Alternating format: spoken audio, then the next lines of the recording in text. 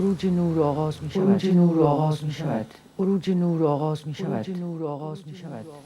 خروج نور آغاز می شود. خروج نور آغاز می شود.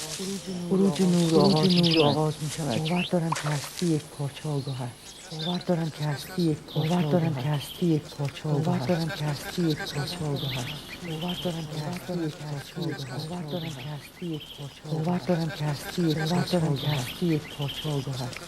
باور دارم که هستی یک پارچه آگاه است. باور دارم که هستی یک پارچه آگاه است. باور دارم که هستی باور دارم که نمیتوان حتی دو اتم هیدروژن پیدا کرد که به طور کامل شبیه یکدیگر اینجا شهری در سن 13 سالگی توی اتاق خودش توی خرمشهر باور دارم که نمیتوان حتی دو اتم هیدروژن پیدا کرد که به طور کامل شبیه یکدیگر باشند. شهرنوش از یه حس مادری بسیار قوی برخوردار.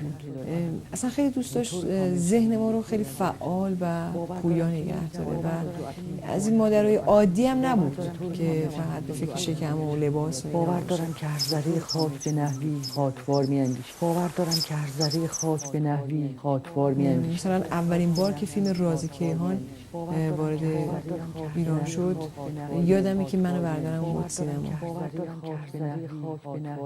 شروع کرد خیلی مشتاقانه سوال کردن چی فکر می‌کنه راجع به این فیلم و خب خیلی جالب بود. من الان فکر می‌کنم می‌بینم چقدر تصمیم داشت که ما بیشتر بفهمیم، آدمای عادی نباشیم، معمولی نباشیم. برامون شاهنامه رو باز می‌کرد و به ترتیب قصه ها تشویق میکرد که هر کدومون هم جداگانه بخونیم که روحانیمون هم خوب بشه در ذهن. بعد تازه میشه تفسیر میکرد، تو نظر چیه؟ تو چی فکر میکنی؟ سوال میکرد از هر کدوم جدا جدا. روی هم 29 تومن پول داشتیم، تصمیم گرفتیم چتر 42 تومانی رو بخریم. بیرون باران تندی بود.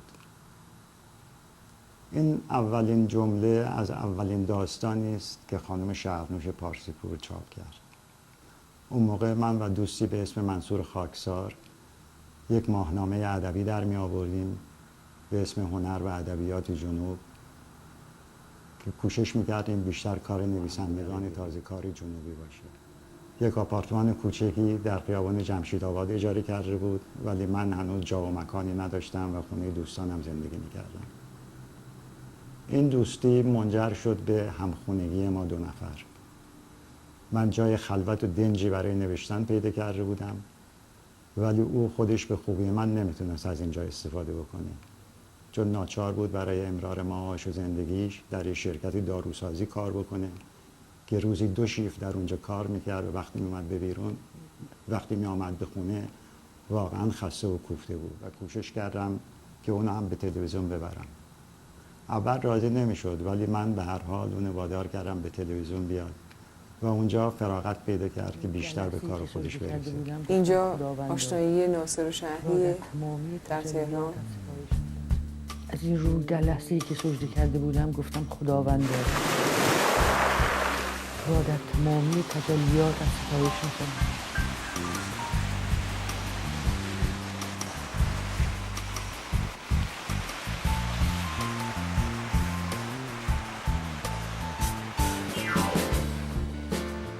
خیلی قشنگی هم داشتن.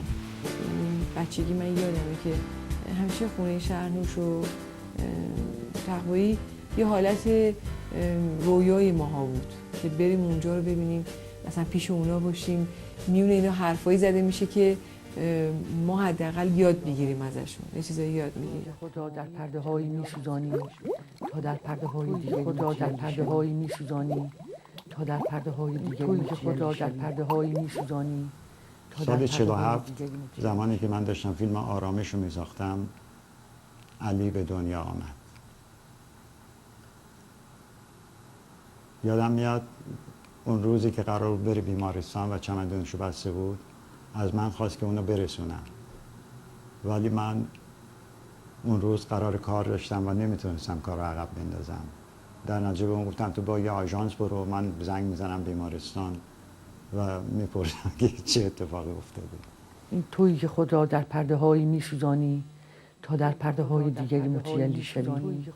اینجا به دنیا آمدن علی توی بیمارستان. تا در پرده‌های دیگری در پرده‌های می‌سوزانی. اینجا علی و شهری هستن. این تویی که خود را در پرده هایی می سوزانی تا در پرده های دیگری متجلی شوی. این تویی که خود را در پرده هایی می سوزانی تا در پرده های دیگری متجلی شوی. تویی که خود را در پرده هایی می سوزانی تا در پرده های فکر می‌کنم حدود سال 53 بود که تو تلویزیون کار می‌کرد، زمان قطبی. بعد از این جریان اعدام گل سرخی و دوستانش، خب اینا همکاران شهری بودن اون زمان، احساس خیلی عدم اطمینان شدید کرد که جایی که من دارم کار میکنم دیگه نمیشه اطمینان کرد که افرادی مثل من هم دیگه سلامتی براشون باشه. برداشت یه استعفانامه خیلی بلند بالایی نوشت، فقط بچه‌شو علی رو سپرد به دختر خاله هم که اون زمان با هم زندگی میکردن و سوار ماشین شد و حتی باعث حیرت اون 4 مردی که اومده بودن دنبالش شد. درست اون مقطعی که شاید علی نیازمند بود که بهش رسیدگی بشه نبود که شهری بتونه همون ذهنیت فعال و پویا رو روی بچه خودش پیاده بکنه. و بعد از اون بود که در واقع تصمیم گرفت که یه دوره‌ای بره خارج از کشور. علی رو با خودش برد که هم یه دوره خودش تحصیل بکنه، هم علی رو بذاره که در یه شرایط بهتری تحصیل کنه.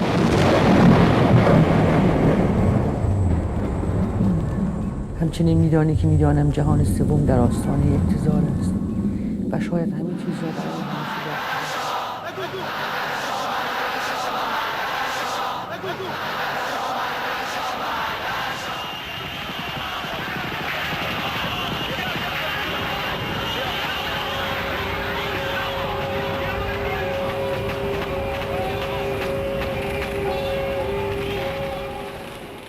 همچنین میدانی که میدانم جهان سوم در آستانه اقتضار است و شاید همه چیز را برای همیشه باخته باشد. اما این تویی که خواستی، این تویی که گذایش دوباره را در دریای خون نگاه کنم.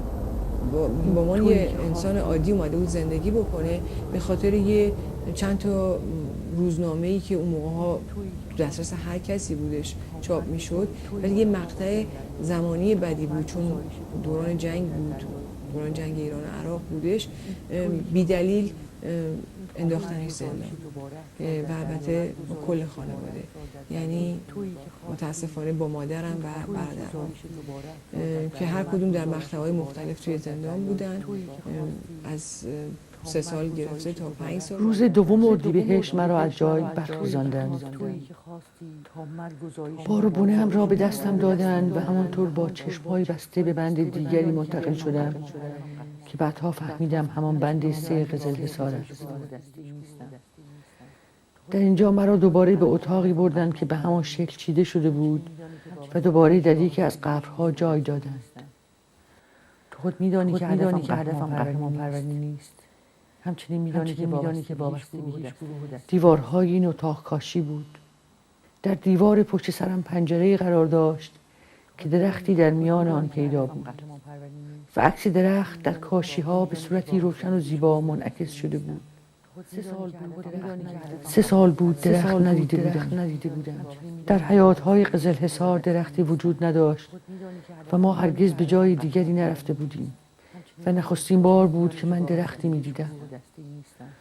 دوم اردیبهشت روز تولد پسر من است و همزمانی تولد او و دیدار درخت چنان مرا در وجد فرو برد که بی اختیار از شادی به گریه افتادم. هیچ کس نمیتواند باور کند که حتی در بدترین جهنم‌های عالم لحظه‌های شگفت‌انگیزی از شادی و خوشبختی وجود دارد. این یکی از این لحظه‌ها بود.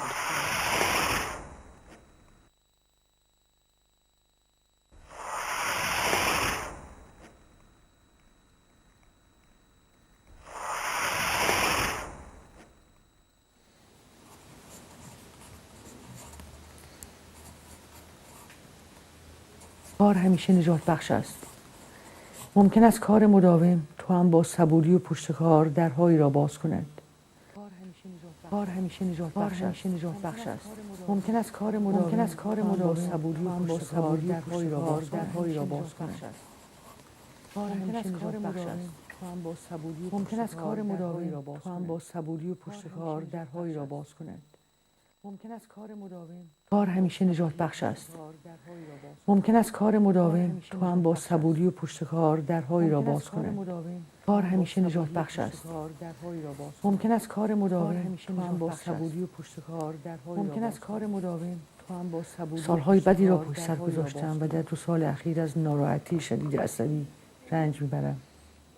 یه شب عیدی بود که دیگه این خوشخبری رو به ما دادن که شهری اومده و آزاد شده و دیگه خیلی شهریوار 1-2 روز اصلا در بست رو خودش خونه و خونه رو تمیز میکرد.